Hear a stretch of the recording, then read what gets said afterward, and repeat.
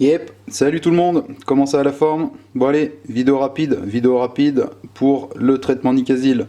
Si un jour voilà, vous avez un souci avec votre cylindre, par exemple celui-ci dedans, il manque du Nicasil, etc.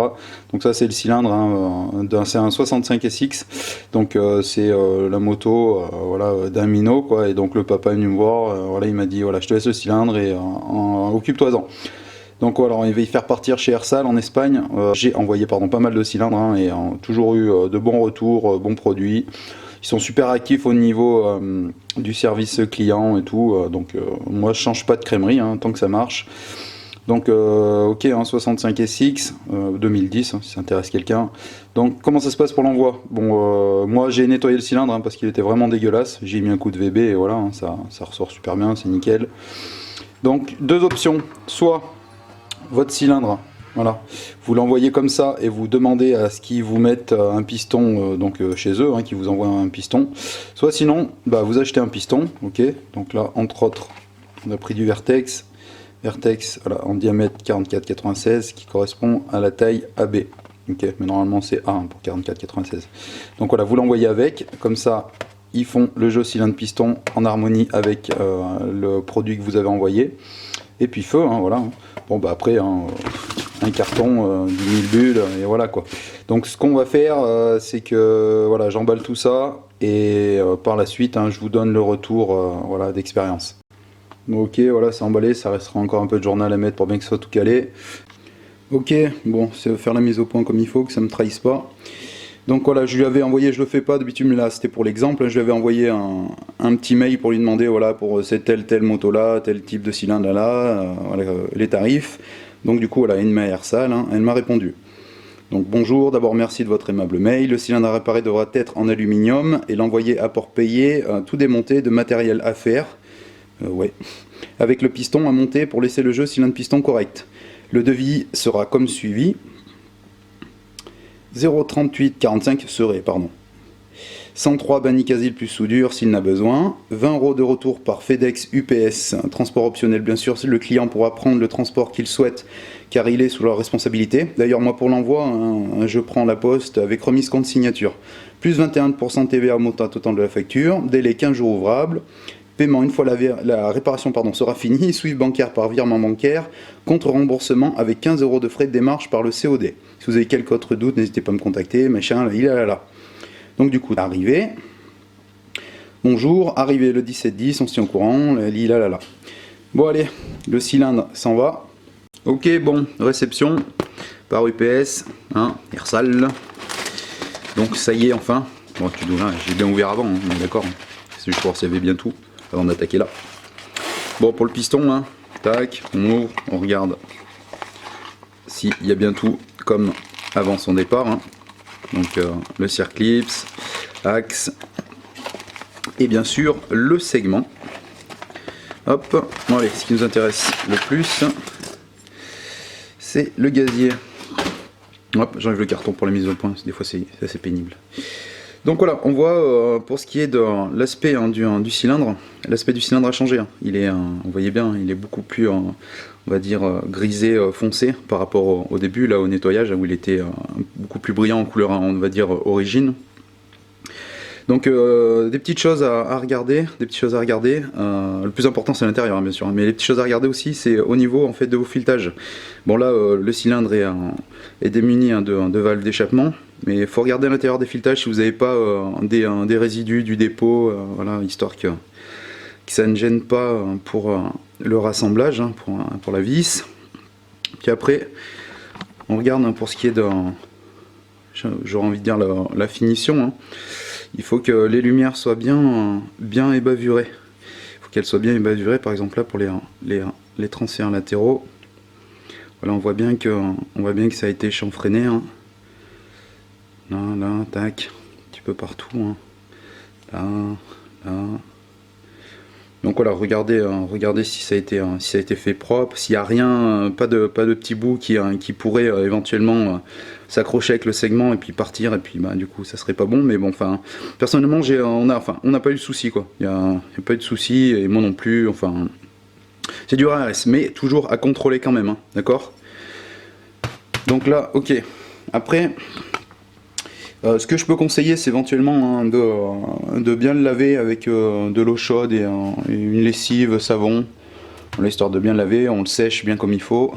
Puis après, on n'est pas trop mal. Il y a une petite chose aussi que je voulais vous parler. Donc là, je fais vite fait le petit côté mécanique et je finirai avec l'administratif hein, pour vous finaliser tout ça. Donc, avant le remontage, hop, avant le remontage, il va falloir s'occuper quand même hein, le minimum. Attendez, c'est du live, hein, je suis un...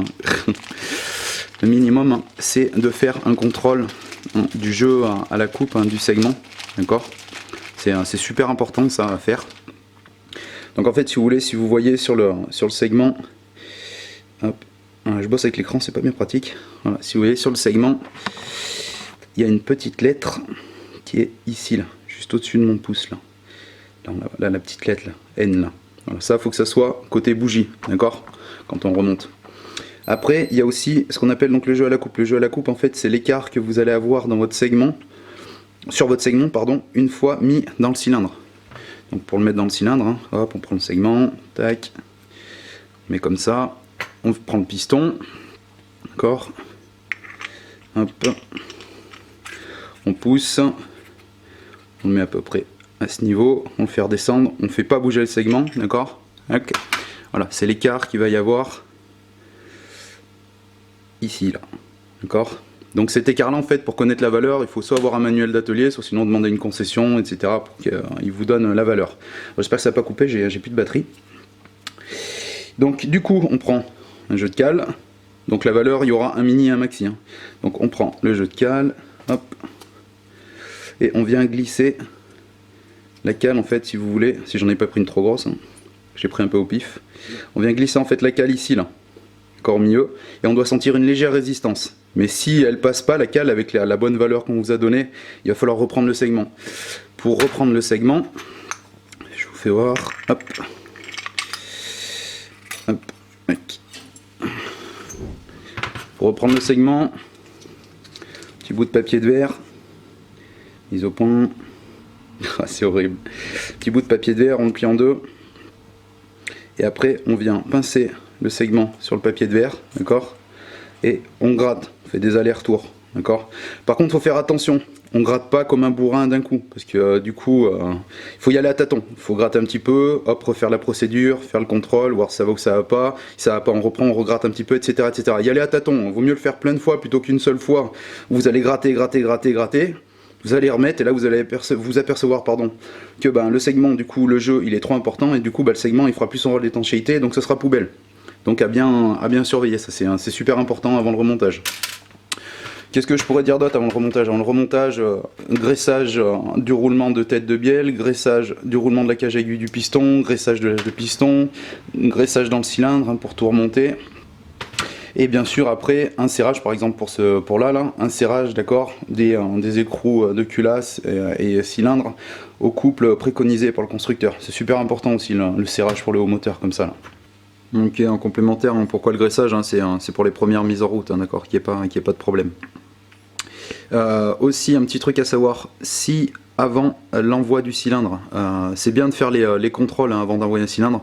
Si vraiment le cylindre, hein, il est vraiment ovalisé avec des gros jeux d'ovalisation, il y a de grandes fortes chances que même avec le traitement Nicasil, on retrouve cette ovalisation soit partout, soit à quelques endroits.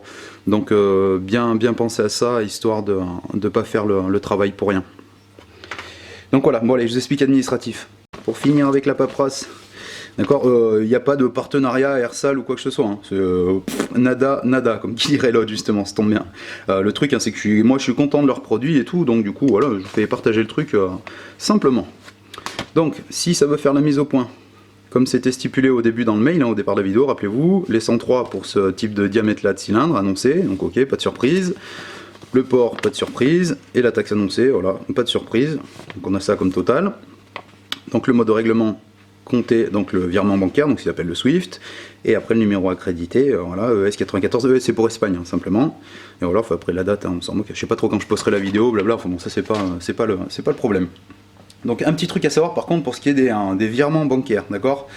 Donc pour ce qui est des virements bancaires, moi j'ai eu un petit problème au début, maintenant c'est bon, mais tout au début où j'ai commencé d'envoyer les cylindres, j'avais un petit problème, je vous explique. Donc voilà, devant le PC à la maison, tac, on fait la demande de virement, là, et une fois pour finaliser, hop, j'ai un message qui apparaît, et qui me dit « Vous ne pouvez effectuer de virement hors de France, veuillez vous rendre à votre agence. » Bon, ok. Donc je me rends à mon agence, bonjour madame, bonjour, voilà, je viens pour faire un virement hors d'Espagne, comment ça se fait que ça marche pas?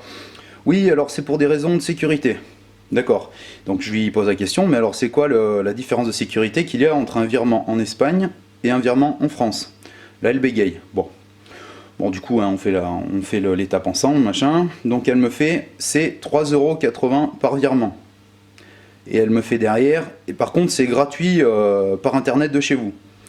Je lui dis oui, d'accord, mais je lui fais, si je veux faire un virement hors de France du coup, bon, là elle rebégaye.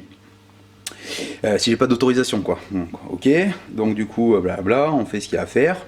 Et donc si vous voulez par exemple faire régulièrement des envois à l'étranger, en fait, que ce soit pour les cylindres ou pour n'importe quoi, pour ceux qui ne savent pas, hein, voilà. Et à savoir, là, moi, pour le cas, c'est au Crédit Agricole. Donc pour les autres banques, je ne peux pas m'exprimer plus que ça. Donc il faut tout simplement faire la demande, d'accord, pour en fait avoir l'autorisation. Donc en fait, ils font l'autorisation à vous donner pour pouvoir faire des virements multiples à l'étranger, voilà, de votre fauteuil, canapé ou ce que vous voulez, et gratuitement. Que c'est quand même, comme valse, merde quand même. Merde, quand même! Donc du coup, voilà, je suis bien content d'eux, etc. Donc bon, voilà. Si ça vous a plu, hein, cette petite vidéo, bah, écoutez, n'hésitez pas à me le faire savoir. Hein, et puis voilà, je vous dis bon envoi. Et puis à très bientôt. Comme d'hab, soyez prudents, faites-vous pas mal. Ciao, ciao. Voilà, et pour finir, hein, si à contrario de moi, hein, vous avez eu de mauvaises expériences avec l'envoi de vos cylindres chez Arsal, ne serait-ce que je sais pas, les délais, la finition, enfin quoi que ce soit, je veux bien que vous me laissiez un petit message en commentaire s'il vous plaît pour me donner voilà, votre expérience, vos témoignages. C'est toujours intéressant hein, de pouvoir faire des comparaisons, etc. Enfin voir, pour moi c'est enrichissant. Donc si le cœur vous en dit, il n'y a pas de problème. Allez, je vous laisse. Merci bien.